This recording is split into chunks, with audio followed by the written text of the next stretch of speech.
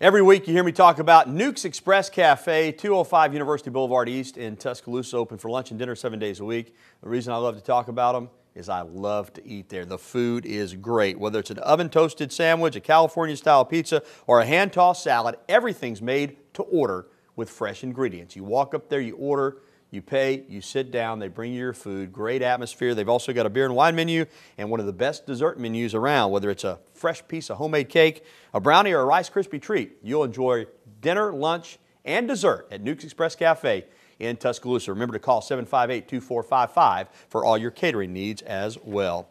Well, on Saturday night, former Crimson Tide linebacker Woodrow Lowe was one of the former great college players and coaches inducted into the College Football Hall of Fame in South Bend, Indiana. And what about Woodrow Lowe? I tell you, Rodney, this guy was a three-time All-American.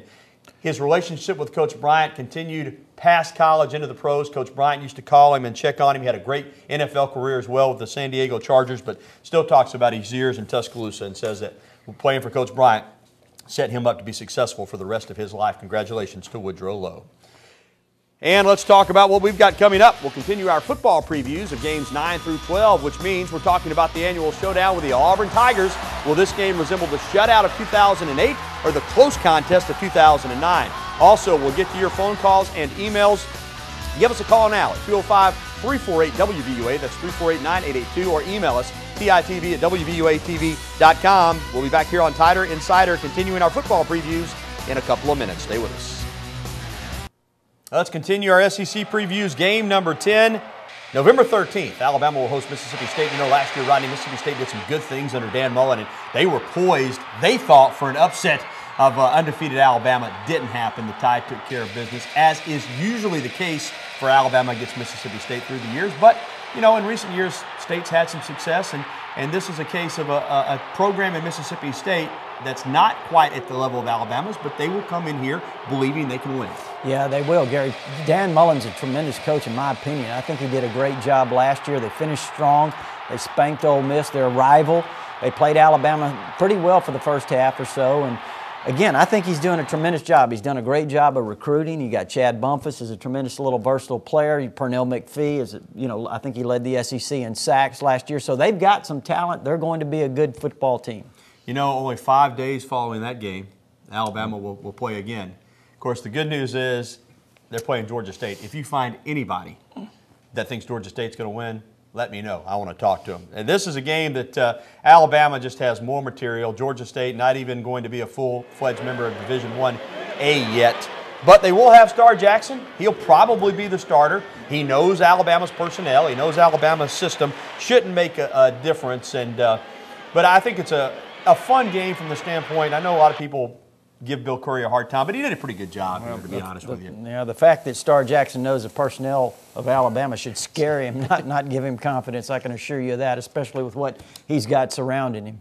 Well, by playing that game on Thursday night, it will give Alabama a little extra time to get ready for Auburn that next Friday. Auburn, of course, has the open date, as so many teams do. But the Iron Bowl, again, will be played on Friday as it was last year. But Alabama, again, by playing on Thursday, will have a couple of extra days to get ready. Last year they didn't, and Auburn was ready. You know, as Nick Saban said, Alabama kind of ran into a storm down there. Auburn jumped down 14-0, but the Tide settled down and got the victory 26-21. Of course, 2 years ago in Tuscaloosa, it was 36-0.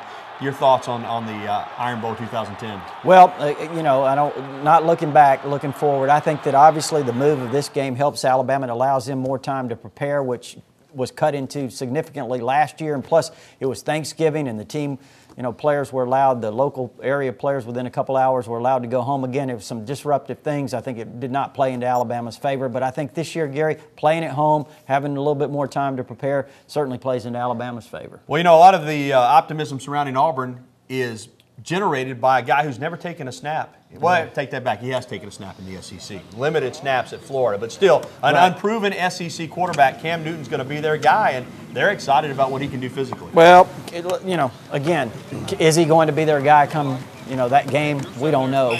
But, I know that he was promised the job at Auburn to be the starting quarterback when they signed him, and he'll certainly start the season that way. He will indeed. All right, we are going to make our predictions on those games coming up a little bit later. You might be surprised by a prediction I make on one particular game. Stay tuned for that. But we're going to get to some phone calls and some emails next up on the program. There's the information you need to get in touch with us. Look forward to talking to you next on Tiger Insider TV here on WVUA.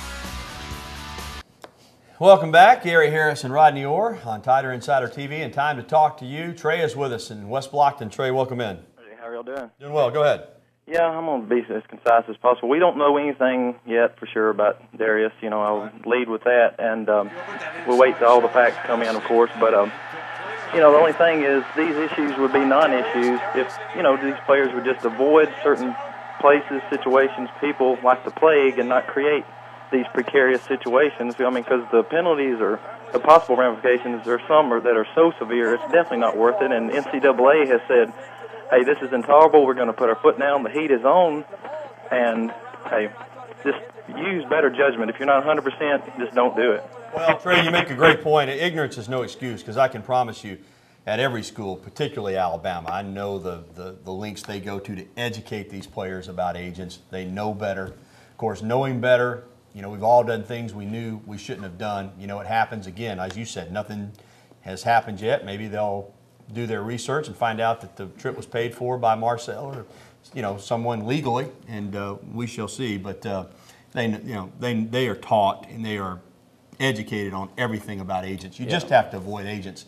Agents, as far as a college player with eligibility left, are bad news. Period. Well, it's just unimaginable that anyone could get themselves in that position. That's about all I can say. And again, all due respect to Marcel, we don't know exactly what happened.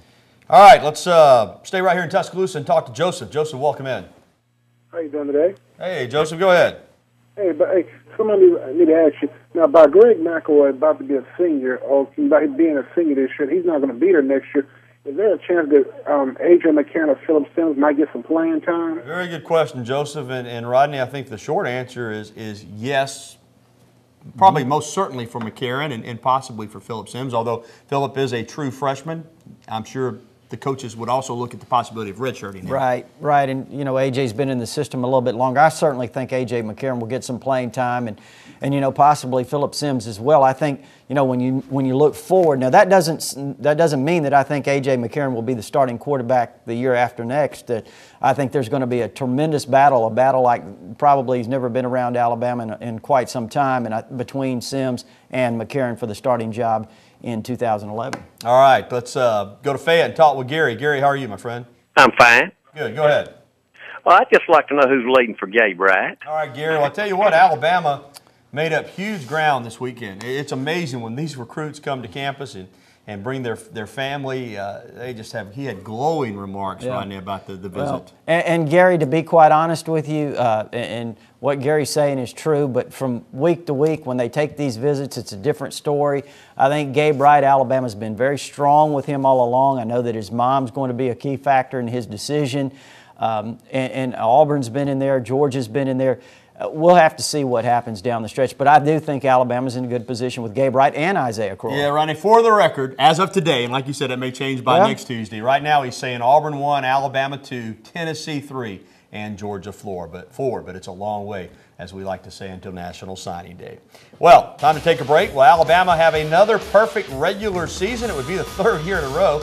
We'll find out, you'll find out what we think coming up next in our prediction segment.